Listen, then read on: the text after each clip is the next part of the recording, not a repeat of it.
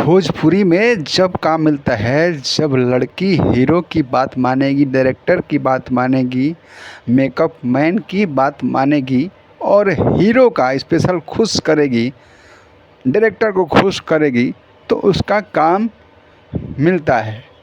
ऐसा आरोप बहुत दिनों से चला आ रहा है और ये बात सच भी है कहीं ना कहीं कि काम पाने के लिए बहुत सारी लड़कियां हैं, अपने आप को बेच देती हैं, अपने आप को नीलाम कर देती हैं और बाद में यही सिला मिलता है कि हीरो छोड़ देता है उनको। कहीं ना कहीं इसमें लड़कियां भी दोषी हैं।